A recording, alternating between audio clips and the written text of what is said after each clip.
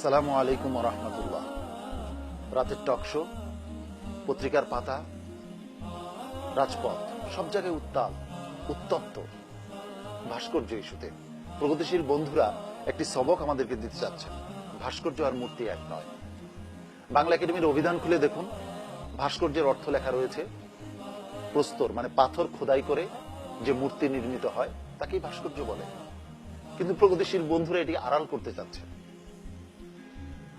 তারা বলতে চাচ্ছেন যাকে পুজো করা হয় তা হচ্ছে মূর্তি, আর যাকে পুজো করা হয় না, যা নান্দনিকতার প্রকাশ, শিল্পের প্রকাশ, তা হচ্ছে ভাস্কর্য। কথাটা কতখানি সত্য একটু যাচাই করে নিই। ভাস্কর্যের ইংরেজি শব্দ হচ্ছে স্কাল্পচার।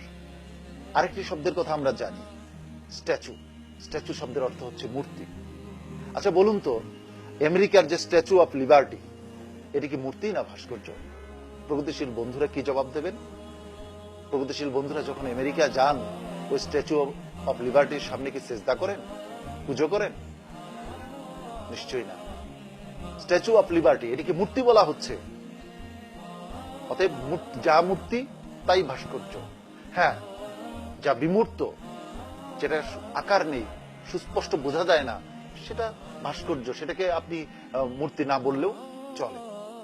কিন্তু যা সুস্পষ্ট আকার আছে তাকে আপনি কেন মূর্তি বলবেন না? ভাস্কর্য নান্দনিকতার প্রকাশ, শিল্পের প্রকাশ। এটি এক প্রকারের শিল্প। এটি প্রগতিশীল বন্ধুরা বলতে যাচ্ছেন এবং আহাজারি করছেন। এই ভাস্কর্য শিল্প বোধহয় বাংলাদেশ থেকে হারিয়ে যাচ্ছে। চোখের পানি ফেলছেন মৃণাল হক।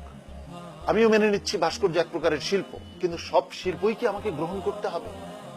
পাশ্চাত্যে এক প্রকারের শিল্প রয়েছে, স্ট্রিপটিজ, যার নাম পোশাক খুলে ফেলা। অন্য মানুষের সামনে পোশাক খুলে নারীরা উলঙ্গ হয়ে যায়, এটাকে স্ট্রিপটিজ বলে। আমাদের সম্মানিত সুলতানা কামাল ম্যাডাম, আপনার কন্যাকে কি আপনি এই শিল্পে দীক্ষিত করবেন? এই শিল্পকে কি আপনার কন্যার জন্য উপযোগী মনে করবেন? নিশ্চয়ই না, আমি বিশ্বাস করি না। জনাব শাহরিয়ার কবির, আপনি কি আরেকটি শিল্প গ্রহণ করবেন? পাশ্চাত্যে এটি চালু রয়েছে। গাল ফুটো করে লোহার রড ঢুকিয়ে রাখা, নাক ফুটো করে লোহার রড ঢুকিয়ে রাখা, জিভ ফুটো করে একটা লোহার গুলতি আটকে রাখা। জনাব শাহরিয়ার কবির, আপনার জন্য কি এই শিল্প গ্রহণযোগ্য? আমি মনে করি না। তার মানে কি দাঁড়ালো? সব শিল্পই আমাকে গ্রহণ করতে হবে, এটার কোনো কথা নেই। যে শিল্প আমার চেতনার সাথে যায় না, যে শিল্প আমার বিশ্বাসের সাথে সঙ্গতিপূর্ণ নয়, যে শিল্প আমার মননের সাথে, আমার সংস্কৃতির সাথে সঙ্গতিপূর্ণ নয়, সেই শিল্প আমি গ্রহণ করতে পারি না, সেই শিল্প আমি গ্রহণ করব না। এটাই হচ্ছে বাস্তবতার দাবি, এটাই হচ্ছে স্বাভাবিকতা। প্রগতিশীল বন্ধুরা আমাদেরকে সবক দেন যে বিভিন্ন মুসলিম দেশে ভাস্কর্য থাকলে আমাদের দেশে হলে সমস্যাটা কি। তারা বলেন ইন্দোনেশিয়ায় আছে, সৌদি আরবে আছে। কত বড় মিথ্যা কথা! সৌদি আরবে কোনো মূর্তি আমি দেখিনি। সৌদি আরবে বিমূর্ত ভাস্কর্য আছে। কোরআনের একটি আয়াতের ক্যালিগ্রাফি, সেটিকে ভাস্কর্য বানিয়ে সড়ক দ্বীপে রাখা হয়েছে। একটি সাইকেল চমৎকার ভাবে সাজিয়ে রাখা হয়েছে সড়ক দ্বীপে, অথবা একটি বল চমৎকার ভাবে সাজিয়ে সড়ক দ্বীপে রাখা হয়েছে। এরকম ভাস্কর্য আমি দেখেছি সৌদি আরবে, কিন্তু কোনো মূর্তি তো দেখিনি। ইন্দোনেশিয়ার উদাহরণ দেন। ইন্দোনেশিয়ার একটি রাজ্যে তো শরিয়া আইন চালু আছে। শাহরিয়ার কবির সাহেব, আপনি তো শরিয়া আইনের কথা শুনলে জ্বলে ওঠেন। সুলতানা কামাল ম্যাডাম, আপনি তো শরিয়া আইনের কথা শুনলে আপনার গাত্রদাহ শুরু হয়। তাহলে ইন্দোনেশিয়ার উদাহরণ আপনিই বা কিভাবে টানেন? বলা হয় ন্যায় বিচারের প্রতীক হচ্ছে এই থেমিস। ন্যায় বিচারের প্রতীক থেমিস কিভাবে হলো? কাদের জন্য হলো? থেমিসের সময়ে যে বিচার ব্যবস্থা ছিল তা কি ন্যায় বিচারের সাথে সঙ্গতিপূর্ণ? যারা থেমিসকে দেবী মনে করত, তাদের সময়ের একটি বিচার দেখুন। একটি পশু, একটি মৃত পশুর নাড়ি ভুঁড়ি বের করে তার ভেতরে দণ্ডপ্রাপ্ত ব্যক্তিকে ঢুকিয়ে দেওয়া হতো এবং সেলাই করে দেওয়া হতো, মুখটা বের করে রাখা হতো। তারপর তাকে সূর্যালোকে ফেলে রাখা হতো। আস্তে আস্তে সূর্যের উত্তাপে ভিতরে সে গলতে থাকতো। এটা হচ্ছে থেমিসের সময়ের। এই থেমিসকে যারা দেবী মনে করে তাদের বিচার ব্যবস্থা। তো সেই থেমিস কিভাবে ন্যায় বিচারের প্রতীক হতে পারে? যারা পেগান ধর্মের অনুসারী, যারা পেগান ধর্মের উচ্ছিষ্টকে এই ছড়িয়ে দিতে চায়, তাদের কাছে থেমিস ন্যায় বিচারের প্রতীক হতে পারে, কিন্তু বাংলাদেশের মানুষের কাছে ন্যায় বিচারের প্রতীক তো থেমিস নয়। আপনি জিজ্ঞাসা করে দেখুন দেশের গ্রামে গঞ্জে সাধারণ মানুষের কাছে তারা থেমিসকে ন্যায় বিচারের প্রতীক মনে করে কিনা। স্থাপনের পিছনে দুটি কারণ আমি খুঁজে পাই। একটি হচ্ছে সুপ্রিম কোর্টের এই যে চিত্র, এটি বারবার সংবাদ মাধ্যমে আসে, প্রতিদিন সংবাদ মাধ্যমে উঠে আসে সুপ্রিম কোর্ট ভবনটি। এই সুপ্রিম কোর্ট ভবনের দিকে একবার তাকালেই স্পষ্টভাবে প্রতীয়মান হয়, এখানে স্পষ্টভাবে দেখা যায় যে এটি মুসলিম স্থাপত্যকলার একটি নিদর্শন, মুসলিম ঐতিহ্যের নিদর্শন। এখানে ইসলামী স্থাপত্য রীতি এখানে রয়েছে।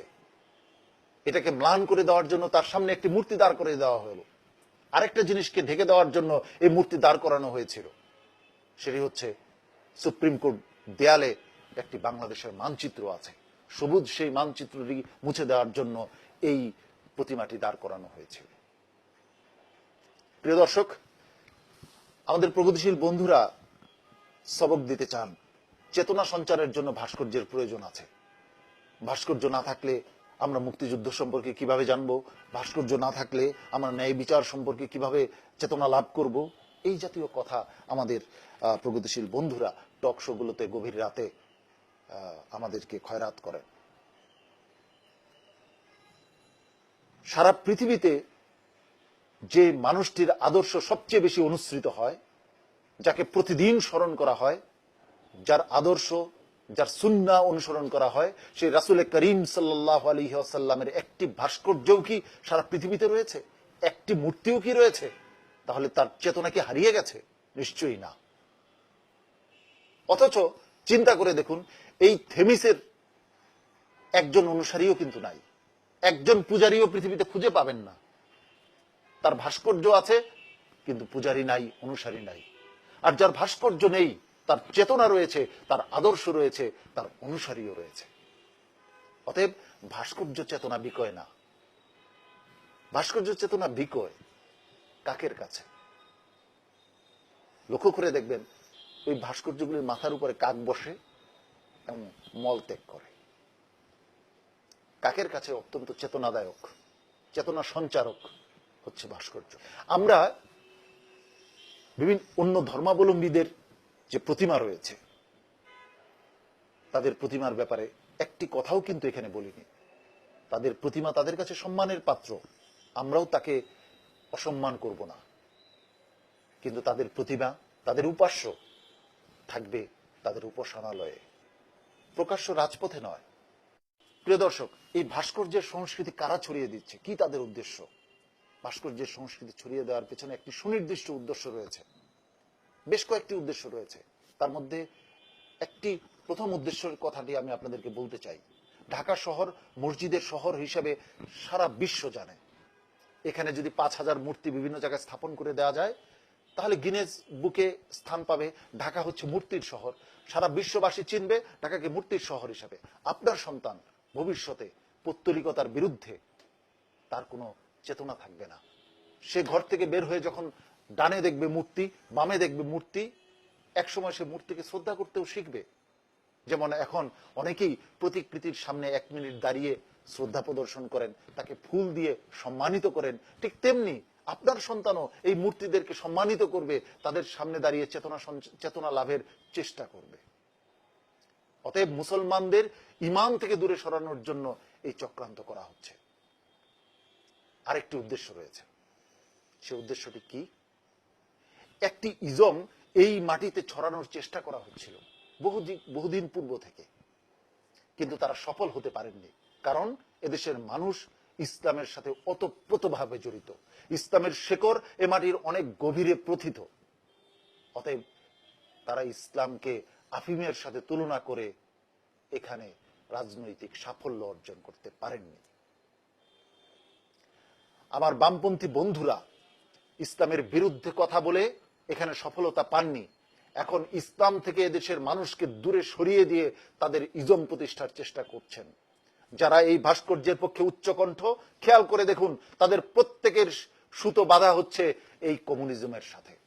এরা হয় আগে বামপন্থী ছিলেন, নতুবা এখনো তারা বামপন্থী। তাদের এই বামপন্থী বন্ধুরা এই ভাস্কর্য ইস্যুটিকে হাওয়া দিচ্ছেন। যারা জনগণের কাছ থেকে প্রত্যাখ্যাত, সেই প্রত্যাখ্যাত বামপন্থাকে নতুন ভাবে আমাদের মাঝে ছড়িয়ে দেবার চেষ্টা হচ্ছে। এই কমিউনিজমকে, পতিত সমাজতন্ত্রকে আমাদেরকে গেলানোর চেষ্টা হচ্ছে। যারা এই ভাস্কর্যের পক্ষে আজ জোরালো কথা বলছেন, তারা প্রত্যেকে এই পতিত সমাজতন্ত্রের অনুসারী। আপনারা তাদের অতীত যাচাই করে দেখুন, আপনারা তাদের অতীত কর্মকাণ্ড যাচাই করে দেখুন, অতীত রাজনৈতিক কর্মকাণ্ড যাচাই করে দেখুন। এরা প্রত্যেকেই বামপন্থার সাথে যুক্ত ছিলেন। আজ আপনারা যে যেখানে আছেন, এই চক্রান্তের বিরুদ্ধে রুখে দাঁড়াতে হবে বুদ্ধিবৃত্তিকভাবে, রাজপথে, সর্বত্র। অন্যথায় মুসলমানদের কাছ থেকে তারা ছিনিয়ে নেবে ঈমান নামক অত্যন্ত দামি বস্তুটি। প্রিয় দর্শক, সর্বশেষে আমি একটি খবর দিতে চাই আপনাকে। 29 মে যুগান্তরে একটি খবর প্রকাশিত হয়েছে। স্বামীকে গাছে বেঁধে স্ত্রীকে যুবলীগ কর্মীদের ধর্ষণ। প্রিয় দর্শক, যদি ন্যায় বিচার চান, আমার প্রগতিশীল বন্ধুরা যদি ন্যায় বিচার চান, পরীক্ষামূলকভাবে এই ধর্ষণকারী শরিয়া সম্মতভাবে ঢাকার রাজপথে বিচার করুন, প্রকাশ্যে বিচার করুন। আমি নিশ্চিত,